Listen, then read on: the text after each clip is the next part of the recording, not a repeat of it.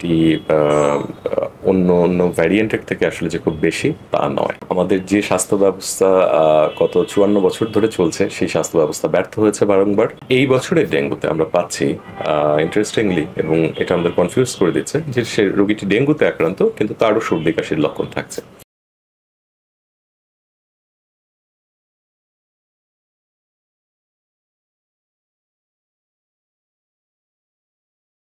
বর্তমানে করোনা এবং ডেঙ্গু দুটোই বাড়ছে।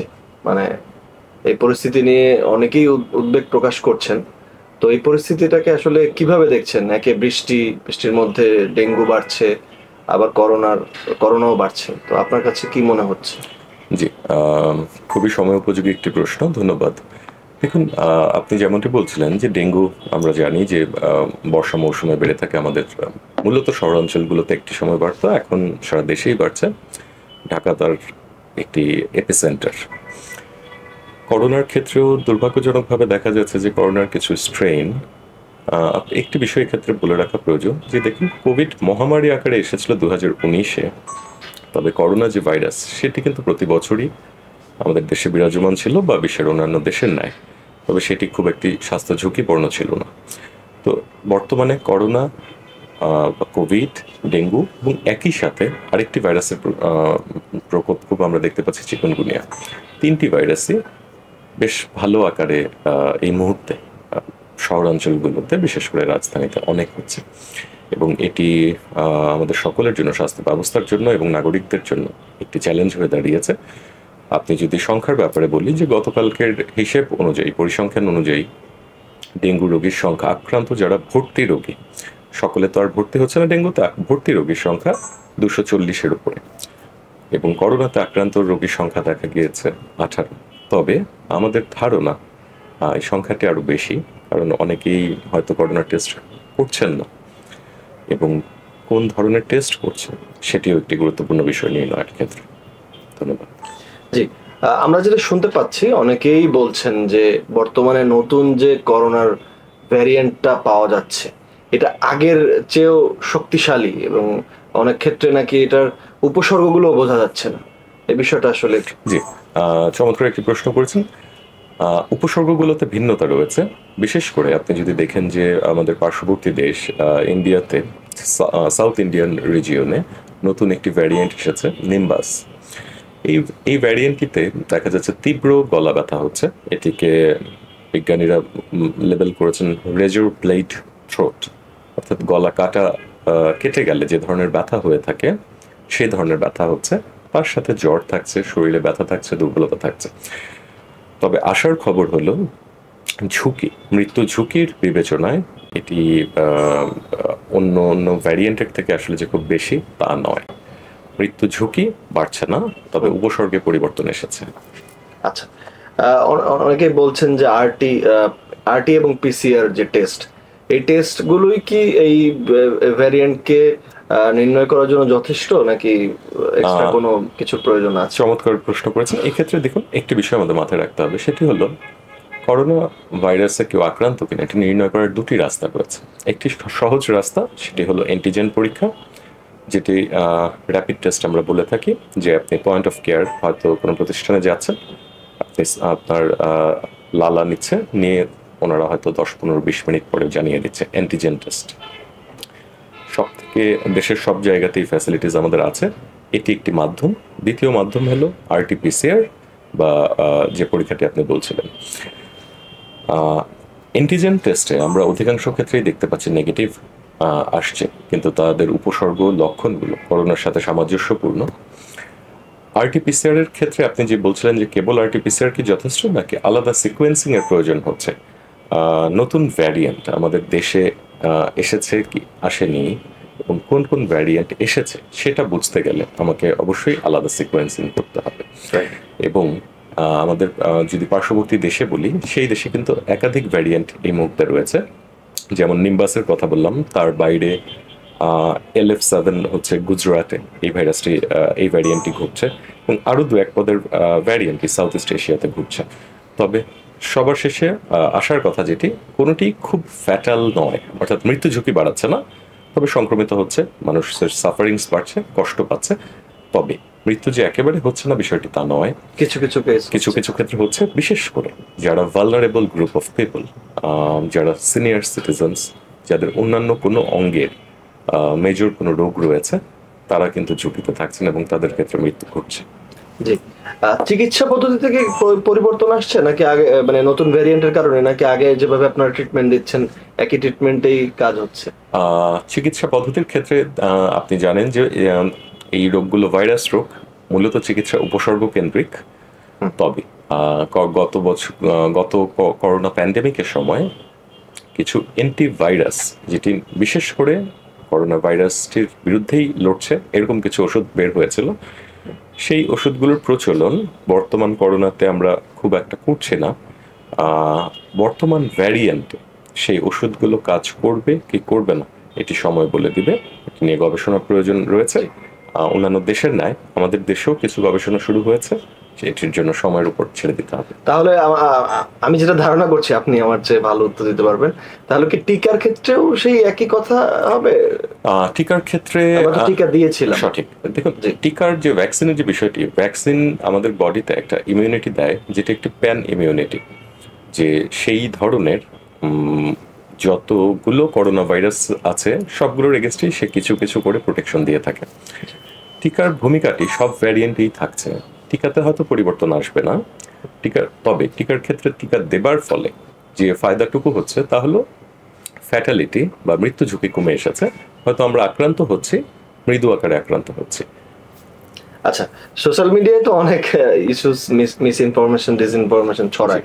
তো আমি দেখলাম অনেক জায়গায় অনেকে বলছে যে আগের ভ্যারিয়েন্টের চেয়ে করোনার এই ভ্যারিয়েন্ট 5 গুণ শক্তিশালী। মানে এরকম কোনো বৈজ্ঞানিক তথ্য, সায়েন্টিফিক্যালি ব্যাকড কোনো অথরিটি বা কোনো বডি থেকে সত্যিকার অর্থে আসেনি। বলা হচ্ছে যে লক্ষণে পরিবর্তন এসেছে, তবে সিভিয়ারিটিতে, অর্থাৎ তীব্রতায়, রোগের আক্রান্ত হলে তীব্রতাতে কোনো পরিবর্তন আসেনি। অনেক ক্ষেত্রে আমরা জানতে পেরেছি যে ডেঙ্গু এবং করোনা একই ধরনের উপসর্গ হতে পারে বা হচ্ছে। তো সেই ক্ষেত্রে আসলে সাধারণ মানুষের কি কোনো উপায় আছে এটা আইডেন্টিফাই করার মতো? দারুণ একটি প্রশ্ন করেছেন। ডেঙ্গু এবং করোনার ক্ষেত্রে বা চিকুনগুনিয়ার ক্ষেত্রেও প্রথম দিকে দেখুন তিনটির লক্ষণ, একটি লক্ষণ কমন, সেটি হলো জ্বর। দ্বিতীয় লক্ষণ, যেটি সবগুলোতেই থাকছে, দুর্বলতা। একটি সময় ডেঙ্গু ভাইরাসে যারা আক্রান্ত হতেন বা বাংলাদেশের ডেঙ্গুর রোগীদের আমরা উপসর্গ অ্যানালাইসিস করেছিলাম, অ্যানালাইসিস করে যেটা পেয়েছি, শ্বাসকষ্ট জনিত লক্ষণগুলো কম ছিল। সাধারণত জ্বরের সাথে তাদের সর্দি, কাশি, এই লক্ষণগুলো ডেঙ্গু রোগীদের ক্ষেত্রে নেগলিজিবল অ্যামাউন্টে পাওয়া যেত। তবে এই বছরের ডেঙ্গুতে আমরা পাচ্ছি ইন্টারেস্টিংলি, এবং এটা আমাদের কনফিউজ করে দিচ্ছে, যে সে রোগীটি ডেঙ্গুতে আক্রান্ত কিন্তু তারও সর্দি কাশির লক্ষণ থাকছে। সেই বিবেচনায় ডেঙ্গু এবং করোনার লক্ষণ কিন্তু একেবারেই কাছাকাছি এইবার। সেই ক্ষেত্রে সাধারণ মানুষ নিজে থেকে বোঝাটা কঠিন। তাকে অবশ্যই একজন নিকটস্থ, অন্তত রেজিস্টার্ড চিকিৎসকের শরণাপন্ন হয়ে প্রাইমারি টেস্ট করে নিতে হবে। জি। ডেঙ্গুর ক্ষেত্রে এবার কোন উপসর্গগুলো বেশি পাচ্ছেন আপনাদের কাছে আসছে? ডেঙ্গুর ভাইরাসের ক্ষেত্রে দেখুন, ডেঙ্গু ভাইরাসে আমরা জানি যে 4টা ভ্যারিয়েন্ট রয়েছে। কোন ভ্যারিয়েন্টটি এই মুহূর্তে ঢাকা শহরে প্রকোপ, সেটি আরেকটু সময় পরে আমরা এটি নিয়ে গবেষণা করছি, বলতে পারবো। তবে শরীর ব্যথা, জ্বর, দুর্বলতা, সাথে কিছু সর্দি কাশিজনিত লক্ষণ, জয়েন্টে ব্যথা, চোখের পেছনে ব্যথা, মূলত এই লক্ষণগুলো নিয়ে ডেঙ্গু রোগীর এবার আসছে। রক্তে প্লাটিলেট কমে গেলে, হঠাৎ করে কমে যাচ্ছে ডেঙ্গুতে, তো এই ব্যাপারে মানে আপনারা কি অ্যাকশন নিচ্ছেন বা মানুষ কি অ্যাকশন নিচ্ছে? দেখুন, এ ব্যাপারে যে রোগী বা যে ভদ্রলোক বা যে ভদ্র মহিলার প্লেটলেট কমে যাচ্ছেন, তার জন্য তো স্পেসিফিক চিকিৎসা রয়েছে। তবে সাধারণ মানুষের কাছে দু একটি তথ্য আপনাদের মাধ্যমে আমি পৌঁছাতে চাই, যে দেখুন, প্লেটলেট কমে যাওয়া স্বাস্থ্য ঝুঁকি ডেঙ্গু রোগে বাড়ায় না, কি বৈজ্ঞানিকভাবে প্রমাণিত। বিশ্ব স্বাস্থ্য সংস্থার গবেষণার আলোকে কিছু গাইডলাইন বের হয়ে থাকে, সেখানেও বলা হয়েছে ডেঙ্গু রোগের ক্ষেত্রে প্রধান পয়েন্ট, যেটি একজন রোগী মৃত্যু ঝুঁকিতে আছে কি নাই সেটাকে ডিটারমাইন করে, সেটি হলো ব্লাড প্রেশার। যে রোগীর ব্লাড প্রেশার ভালো, তার প্লেটলেট কাউন্ট এমনকি 20,000 হয়ে গেলেও আসলে চিকিৎসকের জায়গা থেকে আমরা উদ্বিগ্ন হচ্ছি না। তবে অবশ্যই তাকে চিকিৎসকের তত্ত্বাবধানে থাকতে হবে। প্লেটলেট কমতে শুরু করলে তিনি নিজে বাসায় আমার এই কথায় আশ্বস্ত হয়ে বসে থাকলে চলবে। জি, মানে সামান্য অল্প স্বল্প উপসর্গ দেখা গেলে মানুষ বাসায় বসেই কিভাবে ট্রিটমেন্ট নিতে পারবে? এই জায়গাতে সাধারণ দেখুন, ডেঙ্গু ভাইরাস, করোনা ভাইরাস এবং চিকুনগুনিয়া ভাইরাস, এই তিনটি ভাইরাস আর তার বাইরে ফ্লু, চারটি ভাইরাস এই মুহূর্তে হচ্ছে। সবগুলিরই যেটি বেসিক চিকিৎসা সেটি হলো বিশ্রামে থাকা। ভাইরাস জ্বরের number 1 treatment is bed rest. দ্বিতীয় চিকিৎসার যে বিষয়টি আইসোলেশন, বিশেষ করে করোনা এবং ফ্লু ভাইরাস আমার আক্রান্ত হলে আমার থেকে আরেকজনের মানুষের কাছে ছড়াতে পারে, আমি আইসোলেট করবো নিজেকে। তৃতীয় যে বিষয়টি হচ্ছে সেটি হচ্ছে হাইড্রেশন, আমাকে প্রচুর পরিমাণে পানি খেতে হবে এবং তার সাথে যদি অন্য ধরনের যে তরল খাবারগুলো আমরা কমনলি অসুস্থ হলে খেয়ে থাকি, ডাব, জুস, শরবত, স্যুপ, এই খাবারগুলো খেতে হবে।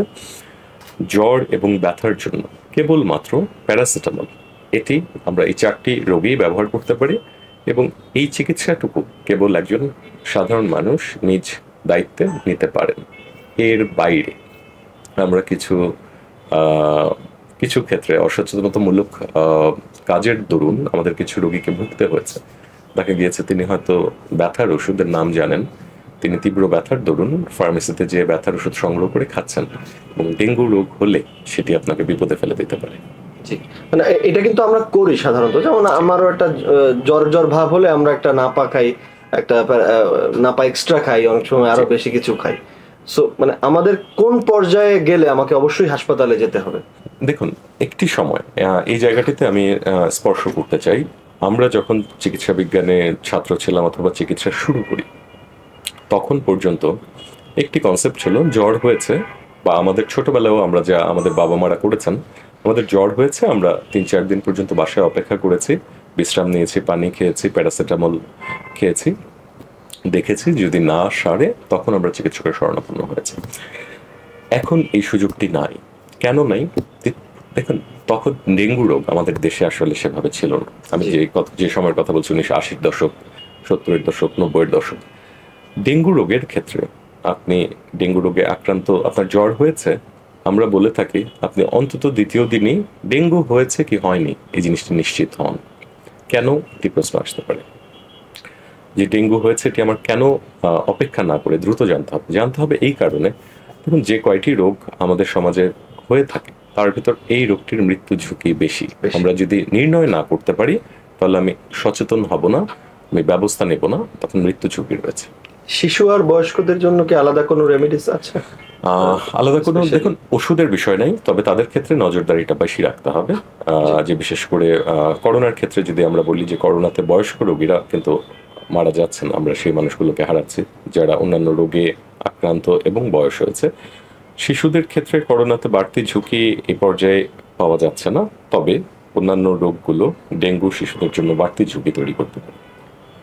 ধন্যবাদ। আমরা দেখেছিলাম গত মানে 19 সালে যখন 20 এসেছিল আমাদের দেশে করোনা আসলো, তখন আমাদের হাসপাতালগুলো বা আমাদের টোটাল হেলথ সিস্টেম অনেক চ্যালেঞ্জের মুখোমুখি হয়েছে।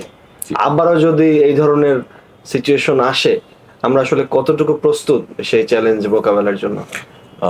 দেখুন, 1919 সালের অথবা 20 সালের যে করোনা মহামারী, সেটির মোকাবেলার ক্ষেত্রে বাংলাদেশের স্বাস্থ্য ব্যবস্থা জন্য খুব বড় চ্যালেঞ্জ একটি হয়ে গিয়েছে। বড় চ্যালেঞ্জের কারণটি অনেকগুলো মাল্টিফ্যাসেটেড কারণ, তার ভিতর প্রশাসনিক, পলিটিক্যাল কমিটমেন্ট সেই জায়গাগুলো যেমন রয়েছে, সক্ষমতার জায়গা থেকেও আমরা দুর্বল ছিলাম। করোনার পর চেষ্টা করা হয়েছে নিজস্ব স্বাস্থ্য ব্যবস্থাকে মজবুত করবার জন্য, তবে একটি স্বনির্ভর এবং ইউনিভার্সাল স্বাস্থ্য ব্যবস্থা থেকে আমরা অনেক দূরে রয়েছি। এটি আমাদের পলিসিগত চেঞ্জ প্রয়োজন। তবে ঝুঁকি থাকবে যদি এই 3টি রোগ একত্রিতভাবে আবার ব্যাপক আকারে দেখা যায়, আমাদের স্বাস্থ্য ব্যবস্থা একটি বড় চ্যালেঞ্জে পড়ে যাবে।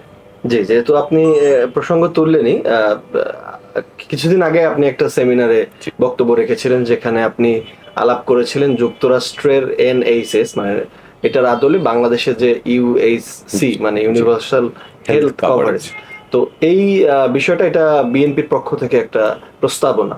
তো এই বিষয়টা নিয়ে ছোট্ট করে আমাদের দর্শকদের যদি একটু বলতেন। জি, দেখুন, এই প্রস্তাবনাটিকে একজন চিকিৎসক হিসেবে এবং দেশের একজন সচেতন নাগরিক হিসেবে আমরা খুবই সাধুবাদ জানাই এবং আন্তরিকভাবে এটিকে হোল্ড করি। কারণ হচ্ছে আমরা এমন একটি পলিসি চাই যে পলিসিতে আমার দেশের স্বাস্থ্য ব্যবস্থা আমার দেশের প্রতিটি নাগরিককে সব ধরনের চিকিৎসা দেওয়ার সক্ষমতা অর্জন করবে। সেই ক্ষেত্রে আমাদের যে স্বাস্থ্য ব্যবস্থা গত 54 বছর ধরে চলছে, সেই স্বাস্থ্য ব্যবস্থা ব্যর্থ হয়েছে বারংবার। আমাদের পলিসি মেকিং বা পলিসি লেভেলে কমিটমেন্টেরও ঘাটতি দেখা গিয়েছে। দুর্ভাগ্যজনকভাবে সত্যি আমাদের দেশে একটি সময়ে রাষ্ট্রপ্রধান বলেছেন যে আমি আরেকটি দেশের মেডিকেল ভিসা ব্যবস্থা সহজ করে দিয়েছি যাতে তারা সেবা পান। একজন নাগরিক হিসেবে এটি আমাদেরকে লজ্জিত করেছে, একজন চিকিৎসক হিসেবে আমি লজ্জিত করেছে। তাহলে আমরা কি স্বাস্থ্য ব্যবস্থা 54 বছর ধরে করেছি যে আরেকটি দেশের মেডিকেল ভিসা ব্যবস্থা সহজ করে দিতে হয়? এই আন্দোলনটিকে একটি সামাজিক আন্দোলনের রূপ দিতে হবে। আমাদের সবাইকে মিলে আমাদের স্বাস্থ্য ব্যবস্থাকে মজবুত করতে হবে। জি, শেষ করছি আমরা। ডেঙ্গু, করোনা এবং আপনি চিকুনগুনিয়ার কথা স্পেশালি বললেন। তো এই তিনটা ভাইরাসের মোকাবেলার জন্য আমাদের সাধারণ দর্শকদের জন্য মানে তাদের কি কি রেমেডিস, কি কি সতর্কতা অবলম্বন করা উচিত? প্রিয় দর্শক শ্রোতা যারা শুনছেন, এই মুহূর্তে এই তিনটি ভাইরাস, তার বাইরে ফ্লু যেটি সবসময় হয়ে থাকে, আরেকটি রোগ আমরা কমনলি দেখছি যেটি ঢাকা শহরে বা শহরাঞ্চলগুলোতে সবসময়ই হয়ে থাকে, টাইফয়েড। এই 5টি জ্বর মোকাবেলা, দেখুন দর্শক, 5টি রোগেই প্রথম উপসর্গটি থাকবে জ্বর। খুব বৃদ্ধ মানুষদের এই রোগগুলো জ্বর ছাড়াও হতে পারে, কেবলমাত্র দুর্বলতা নিয়ে আসতে পারে। জ্বর হলে আমরা প্রথম দিন বিশ্রামে থাকবো, যে প্রফেশনে আছি চেষ্টা করব ছুটি নেবার। বিশ্রামে থেকে পর্যাপ্ত পরিমাণে পানি, তরল জাতীয় খাবার খাবো। সর্বোচ্চ প্যারাসিটামল ওষুধটি আমি নিজে সেবন করতে পারবো যদি আমি জ্বর বা ব্যথা অনুভব করি। জ্বর দ্বিতীয় দিনে গড়ালেই আমাকে অবশ্যই একজন ন্যূনতম রেজিস্টার্ড চিকিৎসক, নট এসেনশিয়ালি আপনার এলাকার সব থেকে নাম করা বিখ্যাত প্রফেসরের কাছে আপনাকে যেতে হবে। আপনার একজন রেজিস্টার্ড চিকিৎসকের কাছে যান, আপনি নিশ্চিত হয়ে নেন উনি কি সন্দেহ করছে আপনার জ্বরটি সম্পর্কে, এবং প্রয়োজন হলে উনি হয়তো আপনাকে টেস্ট দেবে। আপনি সেই চিকিৎসকের উপর বিশ্বাস রাখবেন, টেস্ট করবেন এবং ওনার পরামর্শ অনুযায়ী চলবেন। এই ক্ষেত্রে আমরা কিছু বিভ্রান্তি বর্তমান সময়ে দেখতে পারি যে গুগল ডক্টর, ঢাকা শহরে এই প্রবণতা বেশি। আমরা কখনো কখনো গুগল করে বা এআই হেল্প নিয়ে নিজের চিকিৎসা করতে যেয়ে স্বাস্থ্য ঝুঁকি বাড়িয়ে ফেলছি। সেই জায়গাটির দায়িত্ব আমরা নিজের না নিয়ে একজন চিকিৎসককে দিতে হবে। ধন্যবাদ।